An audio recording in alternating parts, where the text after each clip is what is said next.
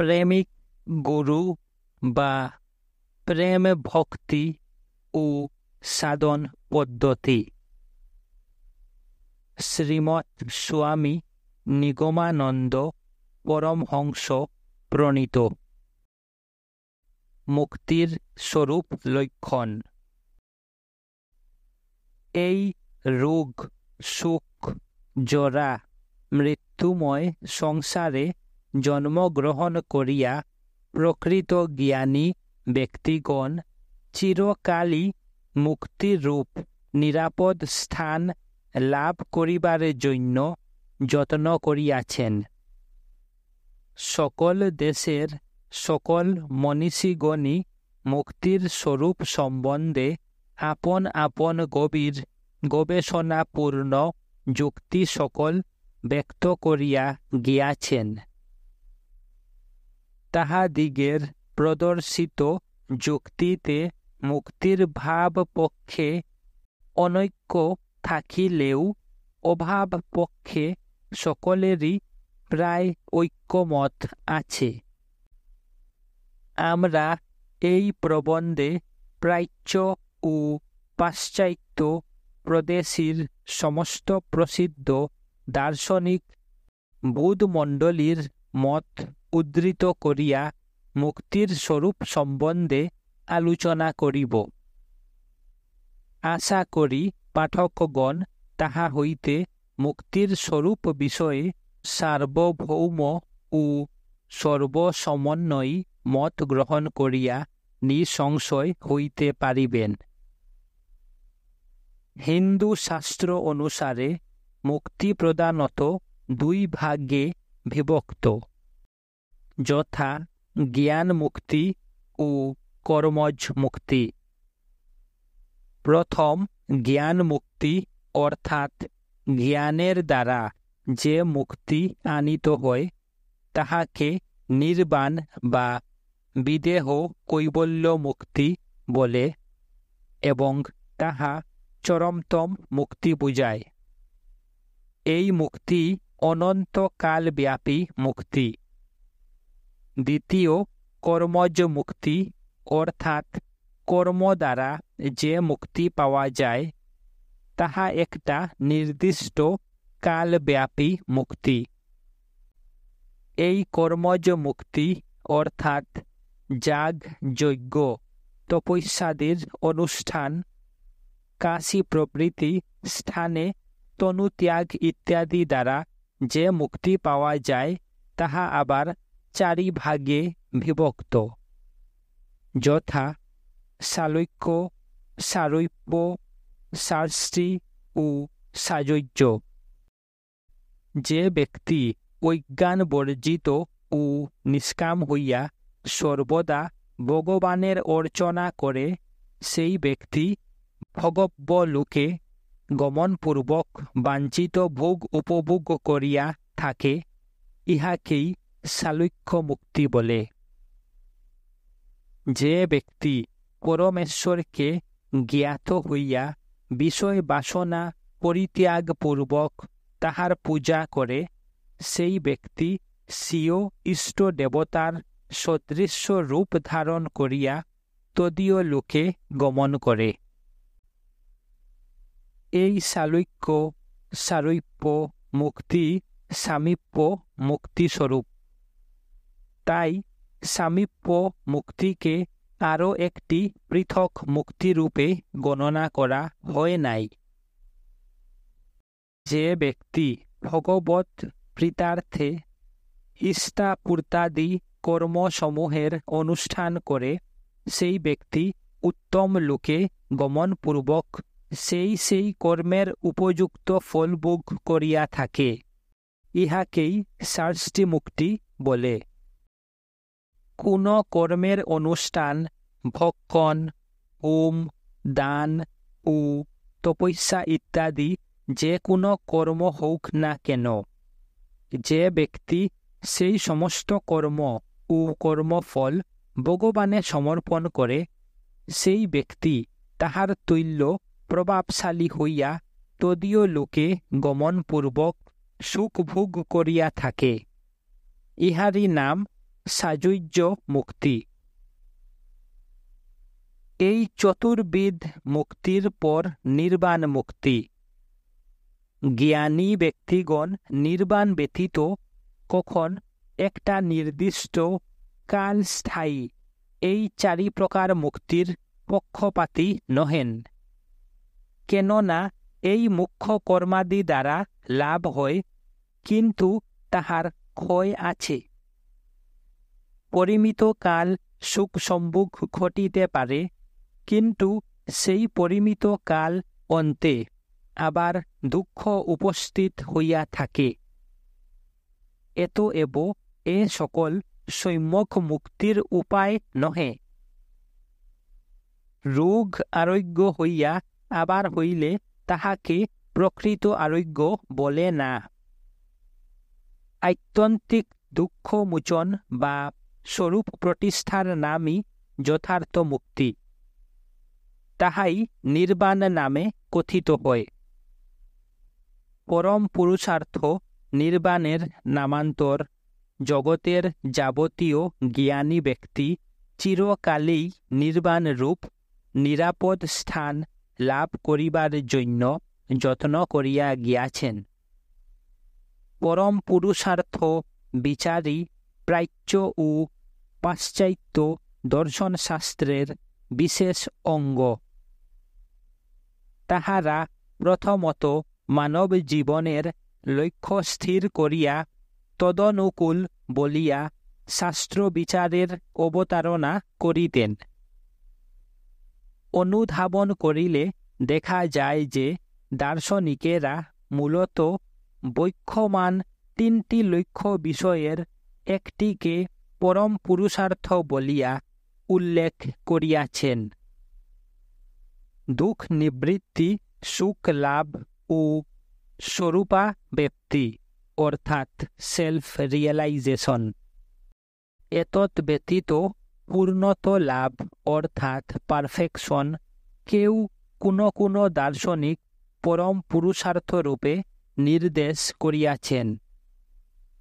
Aristotle ও তৎপূর্ববর্তী গ্রীসীয় দার্শনিকগণ সাধারণত পূর্ণত্ব লাভকেই মূল লক্ষ্যরূপে উপস্থাপিত করিয়াছেন। ইহার কারণ এই যে তাহারা কর্তব্যানুষ্ঠান ও সুখ লাভ এত দুভয়ের বিরোধ সম্ভাবনা স্পষ্টরূপে হৃদয়ঙ্গম করিতে পারেন নাই। কাজেই কর্তব্যতপরতা ও সুখ ব্যাপ্তি এই দুইটিকে পরস্পরানুগামী রূপে গ্রহণ করিয়া এত দুভয়ের ঐক্যরূপ পূর্ণতা লাভকে পরম পুরুষার্থ রূপে নির্দেশ করিয়াছিলেন। প্লেটোর মতে কেবল জ্ঞান অথবা সুখ অন্বেষণেই মানব জীবনের চরম লক্ষ্য পর্যবসিত হয় না। বস্তুত বৃত্তিসমূহের পরস্পরাপেক্ষা স্ফুরণরূপ পূর্ণত্বেই আত্মা প্রকৃত জীবন লাভ করে। যদিও প্লেটো স্থানে স্থানে সুখকে দুঃখানুষঙ্গী ও ক্ষণস্থায়ী বলিয়া নিন্দা করিয়াছেন, কিন্তু অদুপান্ত দেখিতে গেলে জ্ঞান অনুসারী কর্তব্য তৎপরতা ও সুখ লাভ এত দুভয়ের অবিচ্ছিন্নত্ব প্রদর্শন করাই প্লেটোর অভিমত বলিয়া প্রতীয়মান হয়। এরিস্টটলের মতে শুভ লাভই মানব জীবনের চরম লক্ষ্য। এই শুভ লাভ সুখ লাভের নামান্তর নহে। এরিস্টটল ইহাকে perfect activity in perfect life অর্থাৎ সাধু জীবনের সাধু কর্মানুষ্ঠান বলিয়া ব্যাখ্যাত করিয়াছেন। সুখ ইহার নিয়ত অনুষঙ্গী মাত্র। কাজেই দেখা যায় উক্ত দার্শনিক দ্বয়ের কেহই সুখ বিরোধী কর্তব্য তৎপরতার বিচার করেন নাই এবং কর্তব্য তৎপরতা ও সুখ এতদুভয়ের নিয়ত সহচারিত্ব বিষয়ে কোনো প্রকৃষ্ট প্রমাণও প্রদর্শন করেন নাই।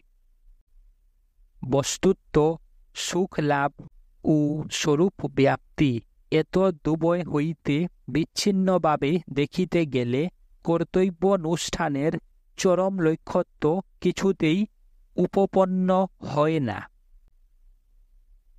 অ্যারিস্টটেলের পরে স্টোইক ও এপিকিউরিয়ান মত এ স্থলে বিশেষ উল্লেখযোগ্য।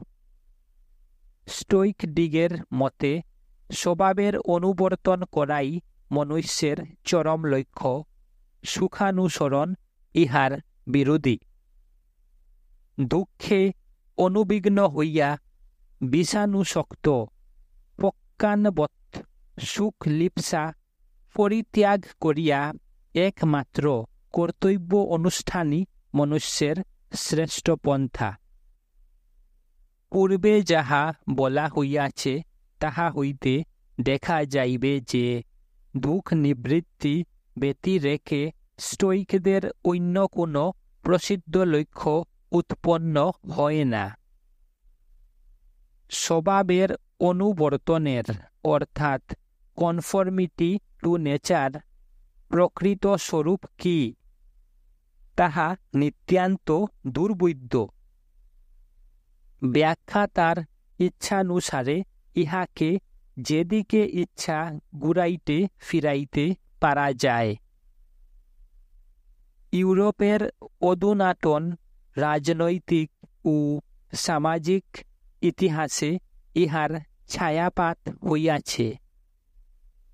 জানি না কি ঘোরান্ধকারে ইহার পরিণতি হইবে। এই ছায়াপাতের মূল ফরাসি মনীষী রুসো। অমানুষী কল্পনা বলে অনুপ্রাণিত হইয়া সেই ফরাসি পণ্ডিত মানব জাতির আদিম অবস্থার এক অদ্ভুত চিত্র অঙ্কিত করিলেন। সেই চিত্রে ধনী ও দরিদ্র, রাজা ও প্রজা, প্রভু ও ভৃত্য এই সমস্ত ভেদের অস্তিত্ব নাই। তাই অসামান্য অমূলক প্রাধান্য তাহার মতে অত্যাচারের রূপান্তর, স্বার্থপরতার কুৎসিত পরিণাম। লিভ অ্যাকর্ডিং টু নেচার অর্থাৎ প্রকৃতির অনুবর্তন করো, অন্যায় অমূলক অস্বাভাবিক তারতম্য দূরীকৃত করো, ইহাই তাহার মূল মন্ত্র। বোধ হয় ইহা হইতেই পাঠকগণ স্টোইক মতের অস্পষ্টার্থত্ব বুঝিতে পারিবে। প্রাচীন গ্রীসীয় দর্শনে এপিকিউরাসের মত স্টোইক মতের প্রতিদ্বন্দ্বী।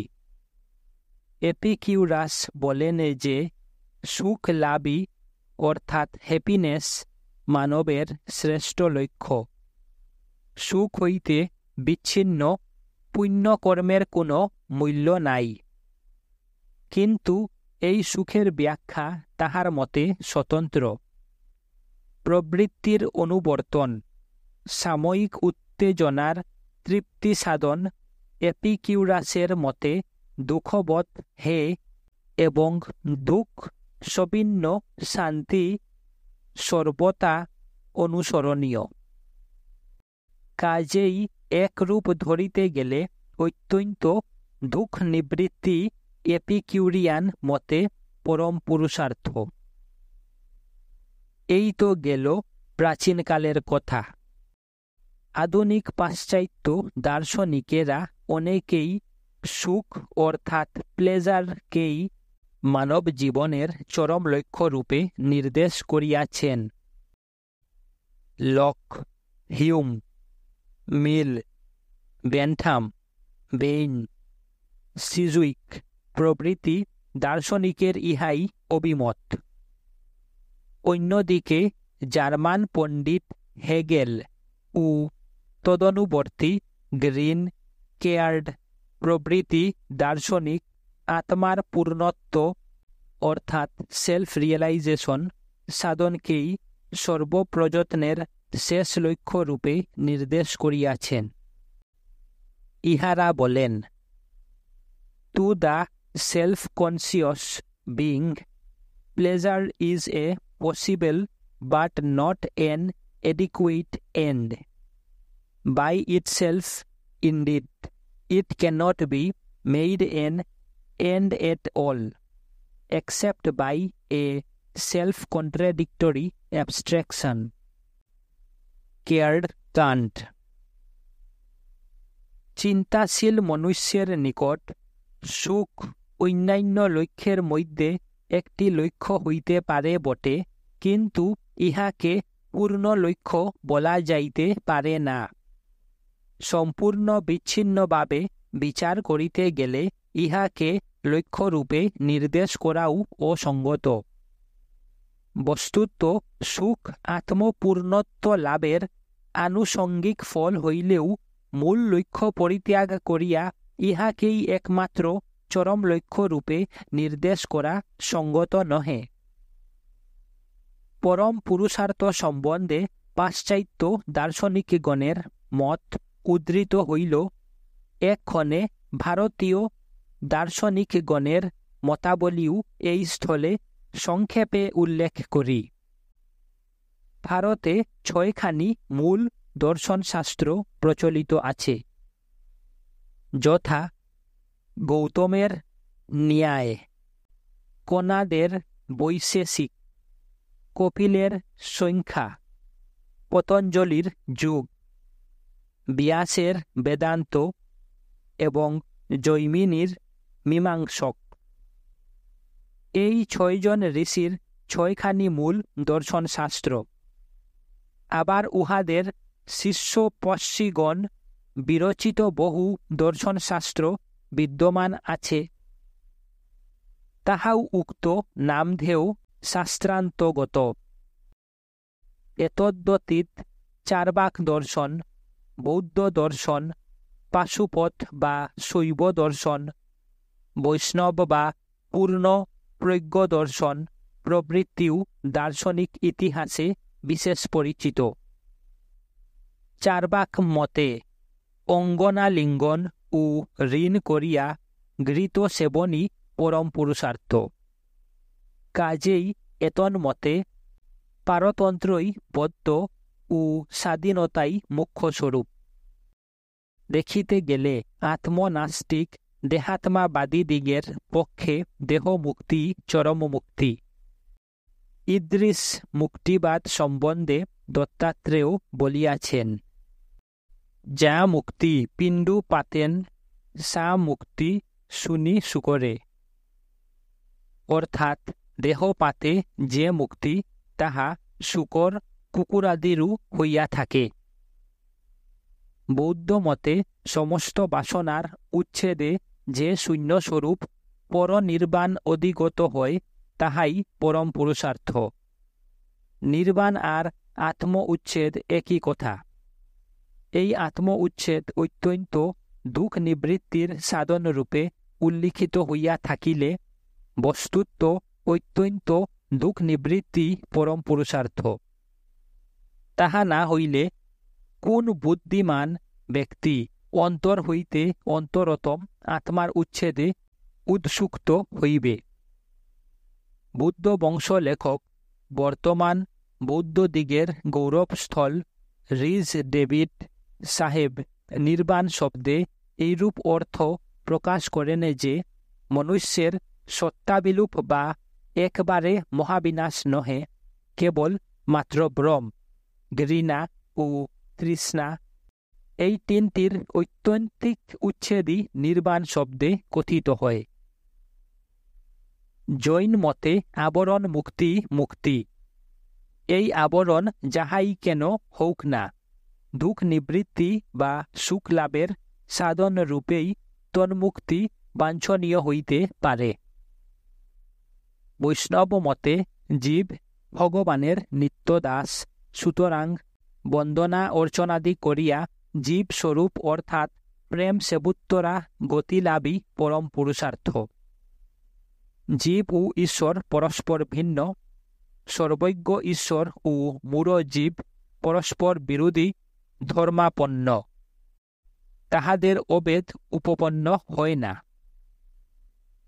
শৈব ও পাশুপত মতে পরমেশ্বর কর্মাদি নিরপেক্ষ নিমিত্ত কারণ। পশুপতি ঈশ্বর পশুপাশ বিমুখের নিমিত্ত যোগের উপদেশ করিয়াছিলেন।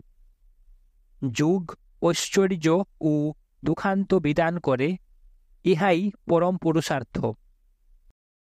শাক্ত মতাবলম্বনীরাও এই মতের অনুসরণ করিয়া থাকেন। প্রসিদ্ধ ভট্টপাদ কুমারিল এই মতের প্রবর্তক বলিয়া ভট্ট মতাবলম্বীগণ বলেন, নিত্য নিরাতিশয় সুখাভিব্যক্তির নাম মুক্তি। বেদোক্ত কর্মানুষ্ঠান তল্লুবের উপায়, কাজেই ইহারা গৃহস্থাশ্রমকেই শ্রেষ্ঠ আশ্রম বলিয়া গ্রহণ করেন এবং বলিয়া থাকেন যে সন্ন্যাস ধর্ম বা নৈষ্ঠিক ব্রহ্মচর্য, অন্ধ পঙ্গু ইত্যাদি গৃহধর্মে অক্ষণ্ণ ব্যক্তিদিগেরই অবলম্বনীয়। ইহারা ঈশ্বর নাস্তিত্ববাদী।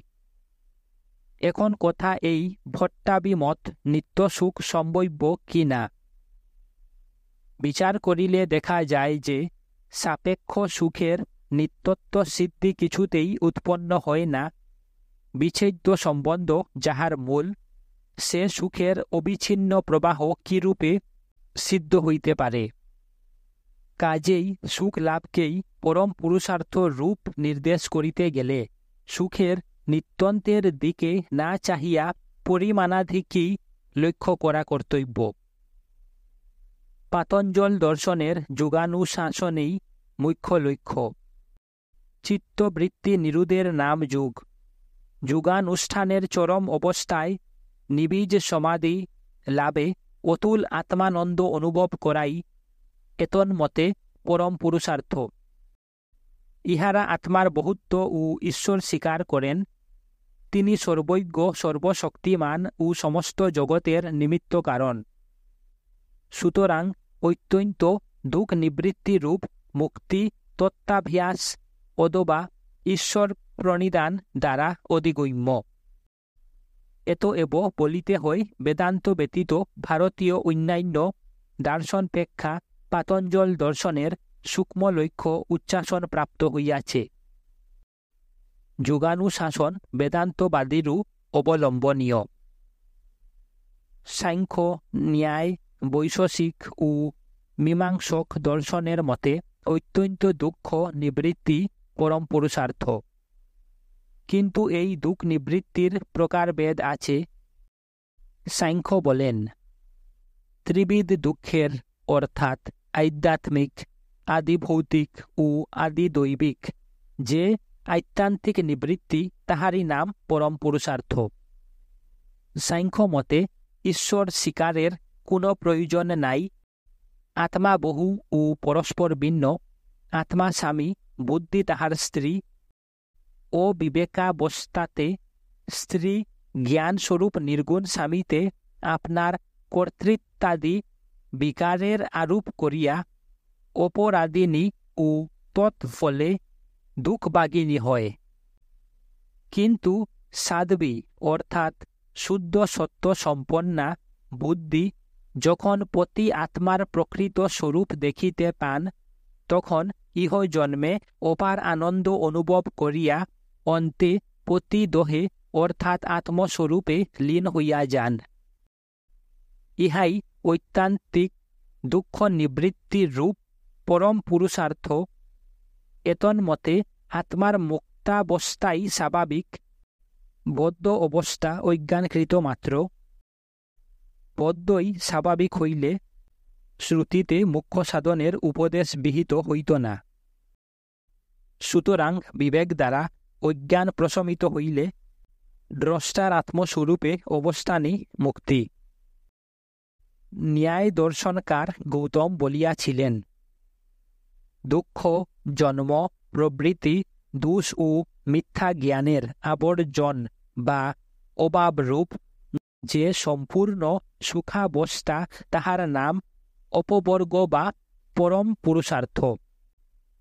ইহারা অনুমান প্রমাণ বলে ঈশ্বরের অস্তিত্ব স্বপ্রমাণ করিতে যত্ন করিয়া থাকেন। তবে সে সংসারে দুঃখের ক্রীড়া দেখা যায়, সে প্রাণীকৃত কর্মের অবশ্যম্ভাবী পরিণাম। পরমেশ্বরের অনুগ্রহ বসে শ্রবণ আদি ক্রমে তত্ত্বজ্ঞানের উদয় হইলে উক্ত দুঃখের আত্যন্তিকী নিবৃত্তিরূপ নিঃশ্রেয়স লব্ধ হয়। কারণ মিথ্যা জ্ঞানী অনাত্ম পদার্থ দেহাদিতে আত্মবুদ্ধি উৎপন্ন করিয়া তৎপ্রতিকূল পদার্থে দ্বেষ ও তন্মুখে সর্বপ্রকার দুঃখের কারণীভূত হইয়া থাকে। তত্ত্বজ্ঞান দ্বারা অজ্ঞান নিবৃত্তি হইলে সর্বপ্রকার প্রবৃত্তির নিরোধ হয়, পুনর্জন্মের আর সম্ভাবনা থাকে না। তখন পুরুষ গতি যন্ত্রবৎ নিয়ত পরিবর্তনশীল সর্বদুঃখের মূলীভূত সংসার হইতে মুক্তিলাভ করে। ইহারই নাম পরম পুরুষার্থ। ইহারাও আত্মার বহুত্ব স্বীকার করেন।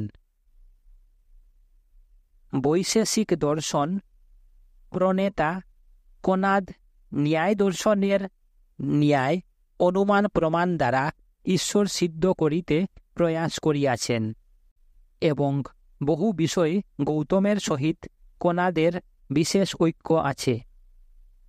বৈশেষিক মতে আত্মা নিত্য, বিভু ও অনুমেয়। সুখ দুঃখ ইচ্ছা দ্বেষাদি তাহার লিঙ্গ। সুখ দুঃখাদি বৈষম্য ও অন্যান্য অবস্থাভেদের ব্যবসার্থ আত্মার নানাত্বও স্বীকার করিতে হইবে। আত্মচৈতন্য আগন্তক, ইচ্ছা দ্বেষাদির ন্যায় চৈতন্যও আত্মার গুণমাত্র। এই গুণসঙ্গ নিরস্ত হইলে আত্মা আকাশের ন্যায় অবস্থান করেন, ইহাই বৈশেষিক মুক্তি। সুতরাং এতন্মতেও অত্যন্ত দুঃখ নিবৃত্তি পরম পুরুষার্থ। মীমাংসক দর্শন প্রণেতা জৈমিনী ঈশ্বর নিরাকরণ করিয়াছেন, তাহাতে তাহার নিরীশ্বরবাদিত্ব সিদ্ধ হইতে পারে না। বস্তুত বৈশেষিক মত নিরাকরণ করাই উহার প্রকৃত উদ্দেশ্য।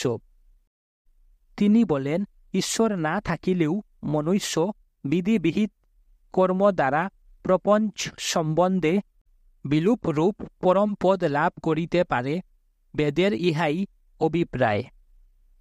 যাব বহু ও কর্মের অনুচর কর্ম আপনা হইতেই ফল প্রদান করিয়া থাকে। মুখ্যাবস্থাতে মনোবিনাশ হয় না। বস্তুত আত্মা তখন মনকে লইয়া স্বরূপানন্দ উপভোগ করেন। তাই তিনি বলিয়াছেন, নিরবিচ্ছিন্ন সুখ সম্ভোগী স্বর্গ, এবং তাহাই মনুষ্যের সুখ তৃষ্ণার বিশ্রামভূমি। তাহাই পরম পুরুষার্থ এবং তাহাই মুক্তি ও অমৃত। বাস্তবিক মনে হয় দুঃখ নিরোধ হইলেই মানুষ মুক্ত হয়। দুঃখ নিবারণ কল্পেই মানুষের আকুল আকাঙ্ক্ষার ছুটাছুটি। ঐকান্তিক দুঃখ নিরোধের নামই মুক্তি। ইহা একটা অস্বাভাবিক তর্ক জাল জড়িত অদ্ভুত কথা নহে, প্রাণের অতি নিকটের কথা। তাই জগতের যাবতীয় দার্শনিকগণ দুঃখের ঐত্যন্তিক নিরোধকেই পরম পুরুষার্থ বলিয়া নির্দেশ করিয়াছেন। প্রভেদ এই যে বিভিন্ন দার্শনিক মতে ইহা বিভিন্ন পায়ে লইব্য। পশ্চাত্য দার্শনিকগণের এই বিভেদ পূর্বেই উল্লিখিত হইয়াছে।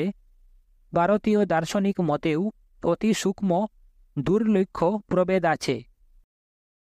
মাধবাচার্যের বর্ণনানুসারে ভগবান শঙ্করাচার্য সারদা পীঠাধিরোহণ সময়ে এই বিভেদ প্রদর্শন করিতে আহুত হইয়া বৈক্ষমান নির্দেশ করিয়াছিলেন। গুণ সঙ্গের সম্পূর্ণ নিরোধ হইলে আত্মার আকাশের ন্যায় শূন্যরূপে অবস্থান, ইহাই বৈশেষিক মুক্তি। ন্যায় মতে আনন্দ ও জ্ঞান সংমিশ্র পূর্বোক্ত অবস্থাই মোক্ষাবস্থা। কিন্তু ন্যায়িক মতে মুক্তির এরূপ ব্যাখ্যান স্বীকার করিলে পূর্বাপর সঙ্গতি দুর্গত হইয়া উঠে। ন্যায়িক মতে অদৃষ্ট বসে আত্মার সহিত মনের সংযোগে চৈতন্যের উৎপত্তি হয়। ইহা দ্বেষ প্রযত্নাদির ন্যায়, ইহা আত্মার একটি গুণ মাত্র। যদি বিমুক্ত অবস্থায় গুণ সঙ্গতির অত্যন্ত নাশ হইল, তবে চৈতন্য কোথায় থাকে? আনন্দই বা কিরূপে উৎপন্ন হয়? তবে যদি দুঃখ ভাবকেই অনির্বচনীয় আনন্দ বলা হয়, সে স্বতন্ত্র কথা। কিন্তু তাহা হইলে বস্তুত বৈশেষিক মতে ও ন্যায়িক মতে কি প্রভেদ রহিল? জৈমিনীর মতে মন দিয়া আত্মার স্বরূপানন্দ ভোগী মোক্ষাবস্থা। কিন্তু মন তো অনিত্য পদার্থ, সুতরাং মনের সাহায্যে নিত্যানন্দ উপভোগ অসম্ভব। সাংখ্য ও পাতঞ্জল মতে আত্মার স্বরূপানন্দ উপভোগী মুক্তি। সুতরাং এতাবতা যতগুলি দার্শনিক মত আলোচিত হইল, তাহার আমূল বিবেচনা করিতে গেলে দেখা যায় যে আত্যন্তিক দুঃখ নিবৃত্তি, সুখ লাভ ও স্বরূপ ব্যাপ্তি, এই তিনটিকেই বিভিন্ন দার্শনিক সম্প্রদায় পরম পুরুষার্থ রূপে নির্দেশ করিয়াছেন। এখন দেখা যাওক উক্ত লক্ষ্যত্রয় সম্বন্ধ কি, এবং উহাদের কোনটিকে সর্বশ্রেষ্ঠ লক্ষ্যরূপে নির্দেশ করা যাইতে পারে। একদিকে দেখা যায় সংসার নানা দুঃখ সংকুল। জীব নিরন্তর আধ্যাত্মিক, আদি ভৌতিক, আদি দৈবিক এই ত্রিবিধ দুঃখই উপতাপিত। মনুষ্য জীবনের আদিতে অন্ধকার, অন্তে অন্ধকার, মধ্যে সুখ খৈদ্যুৎ ক্ষণেকের জন্য জ্বলিয়াই নিবিয়া যায়। ওই রূপে ক্ষণস্থায়ী বৈষয়িক সুখ দুঃখ মূল, দুঃখানুসক্ত ও দুঃখলভ্য। ইহা বিবেচনা করিয়া পণ্ডিতেরা তাহাতে তৃপ্তি লাভ করিতে পারেন না। কাজেই পরিণামদর্শী পণ্ডিতেরা বৈষয়িক রাগানুবিদ্ধ সুখলাভ হইতে দুঃখ নিবৃত্তিরই অনুসরণী যত্ন উপলব্ধি করিয়া অত্যন্ত দুঃখ নিবৃত্তিকে পরম পুরুষার্থ রূপে নির্দেশ করিয়াছেন। কিন্তু অত্যন্ত দুঃখ নিবৃত্ত কি? ইহা তো অভাব প্রকৃতিক, অর্থাৎ নেগেটিভ মাত্র। ভাবস্বরূপ সুখ হইতে ইহার শতপ্রাধান্য স্বীকার করা যাইতে পারে না। সংখ্যাবাদী ও ন্যায়িক প্রবৃত্তিরা যে দুঃখ নিবৃত্তির চরম লক্ষ্যত্ব প্রতিপাদন করেন, তাহা বস্তুগত্য সুখ নিবৃত্তিও বটে। কাজেই দেখা যায় এক দল সুখের অনুরোধে দুঃখানুভব স্বীকার করিয়া সুখ লাভকেই শ্রেষ্ঠ লক্ষ্য রূপে নির্দেশ করেন। অন্য পক্ষ দুঃখ বাহুল্য দর্শনে সুখ ত্যাগ করিতেও সম্মত হইয়া অত্যন্ত দুঃখ নিবৃত্তির পরম পুরুষার্থ প্রতিপাদনে যত্নপান হন। এখন কথা এই যে এই দুই বিরুদ্ধ পক্ষের সমন্বয় সম্ভবে কি না? আনন্দ ও অত্যন্ত দুঃখ নিবৃত্তির যুগপাদবস্থান সংগঠিত হইতে পারে কি না? বেদান্ত দর্শন এই বিরোধের সমন্বয় প্রদর্শন করিয়াছেন। বৈদান্তিক পরম পুরুষার্থ শুষ্ক দুঃখ নিবৃত্তি মাত্রও নহে, ক্ষণভঙ্গুর সুখস্বরূপও নহে। বস্তুত দুঃখ মূলচ্ছেদ ও নিত্যানন্দ সম্পাদনই বেদান্ত দর্শনের চরম লক্ষ্য। তাই মাধবাচার্য বলিয়াছেন, বিষয়াজাত সুখসমূহ দুঃখ সুক্ত নহে, সেই ব্রহ্মসুখী পরম পুরুষার্থ রূপে অধিগম্য। তুচ্ছ দুঃখ নাশ পরম পুরুষার্থ নহে। এই পরম আনন্দ আত্মাতিরিক্ত অন্য সাধনা সাক্ষেপ্য নহে। কাজেই ইহা বিষয় সুখের ন্যায় দুঃখানুসক্ত ও ক্ষণভঙ্গুর হইতে পারে না।